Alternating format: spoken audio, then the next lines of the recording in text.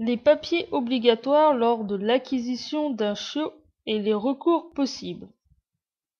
Lorsque vous achetez un chiot à un éleveur ou à un particulier, des documents doivent vous être donnés. Il y a le certificat de cession, obligatoirement donné lors de la vente entre particuliers, ou son équivalent, l'attestation de vente. C'est un contrat entre le vendeur et l'acheteur. Il y est noté notamment l'identité du chien, son numéro d'identification, la date de vente, son prix et, chose très importante, la tâche à laquelle le chiot est destiné. La carte d'identification. Tous les chiens doivent être identifiés. Vous pouvez changer l'adresse du propriétaire sur le site de l'ICAD.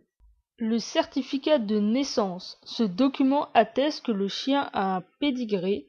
Si le vendeur n'a pas reçu le certificat par la Société Centrale Canine, il doit vous donner le numéro de dossier en cours. Un document d'information. C'est un document où sont indiqués les besoins du chien et quelques conseils sur la santé et l'éducation du chien.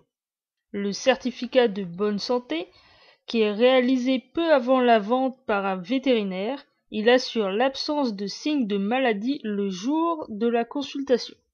Les documents non obligatoires.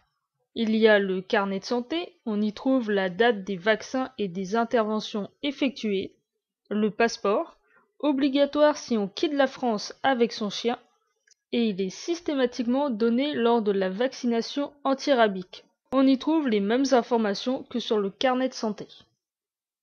Les recours possibles. Avant d'utiliser les différents recours possibles, il est préférable d'essayer de trouver un accord à l'amiable. Il y a tout d'abord le vice de consentement. Quand le vendeur vous a trompé sur les qualités du chien, qu'il a fait de faux documents pour vous inciter à acheter le chien alors que vous ne l'auriez pas fait, dans ce cas, la vente peut être annulée. Vous disposez de 5 ans à partir du moment où la tromperie est découverte. Ensuite, il y a le vice caché. Quand le chien est atteint d'une maladie le rendant impropre à l'usage pour lequel il était destiné, d'où l'importance de le préciser sur l'attestation au moment de la vente, il faut bien sûr faire recours le plus rapidement possible. Dans ce cas-là, il y a deux possibilités. Le vendeur peut restituer le prix de la vente et récupérer le chien, ou l'acheteur peut décider de garder le chien et avoir un remboursement partiel.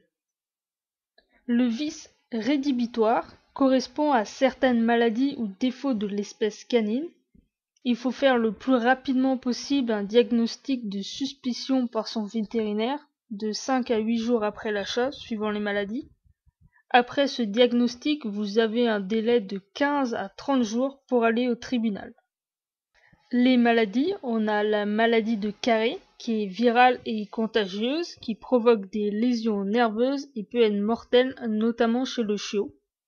L'hépatite de Rubart, qui est une maladie virale et contagieuse aussi, qui entraîne une destruction des cellules du foie et qui est mortelle chez le chiot. La parvovirose, qui est également virale avec une endotoxine, qui débute par une diarrhée et finit par un choc circulatoire qui entraîne la mort.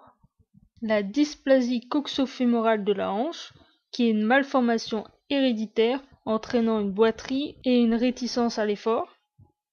L'ectopie testiculaire, héréditaire, c'est la non-descente de 1 ou 2 testicules dans les bourses et qui peut provoquer un risque de tumeur. L'atropie rétinienne, qui est également héréditaire, qui est la disparition des structures composant la rétine de l'œil, entraînant une baisse de la vision.